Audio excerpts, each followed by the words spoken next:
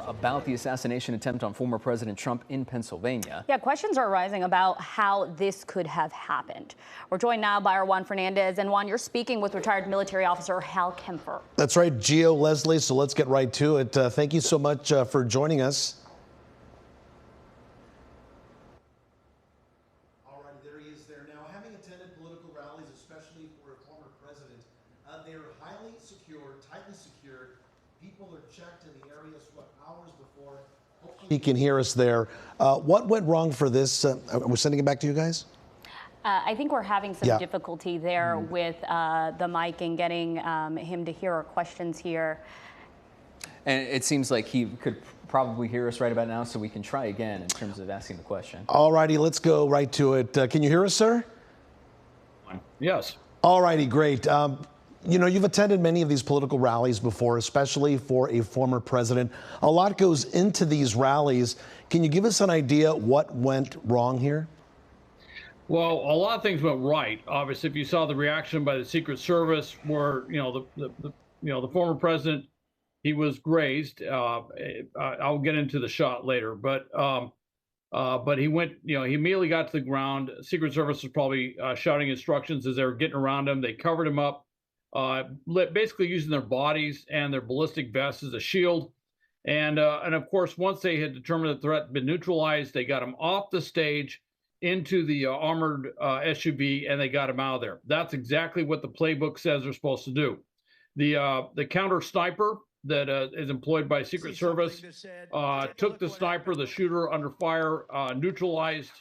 It's another way of saying killed, but neutralized the threat, if you will, neutralized the sniper, and that was done in quick order too. The thing they're going to be looking at across the board is how did the shooter get in position?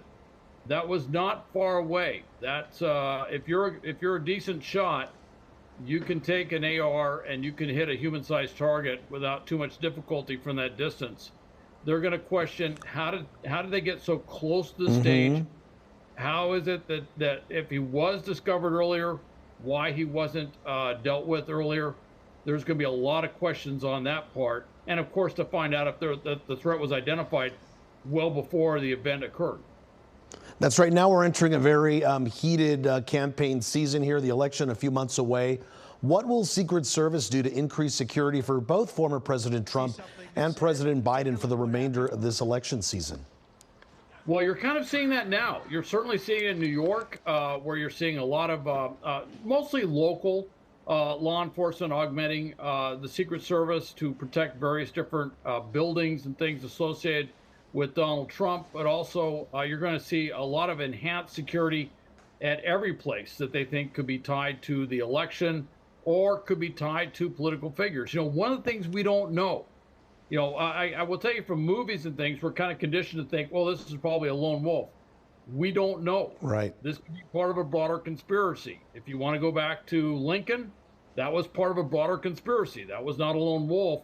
And there's been a number of things that have happened recently around the world where it's not just terrorists, you have hybrid warfare by state actors, Russia, Iran, and others.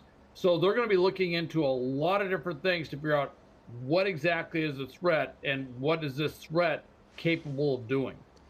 And looking ahead here, should people attending these political events in the future, should they be concerned, and what should they keep an eye out for? Because as we saw here, the sniper that was up there for a while and went undetected for a while. Well, from what we can gather, that is the case. And that's going to be, there's some very big questions. In fact, my understanding is Congress is going to start asking those questions as early as Monday of the Secret Service to say what exactly was going on there. There's going to be a lot of things that they're going to learn from this across the board. Now, one thing I will say is whatever lessons are learned are going to be incorporated very quickly. And it is very likely that the next big political event will be a lot safer because of what the sad reality of what happened today. They'll be incorporating those lessons learned. The biggest event we're going to see, of course, is the RNC in Milwaukee. And with that, I would imagine they have a fairly robust security arrangement, but they're going to be bolstering that up even further. So I would imagine you're going to see some very, very visible security, and there'll be a lot of stuff you don't see that's happening to take it up a few notches above where it is now. All righty. Thank you so much, Hal Kempfer, for being with us today and offering your expertise. We appreciate it. Okay, thank you, Juan. Gio, Leslie, now back to you.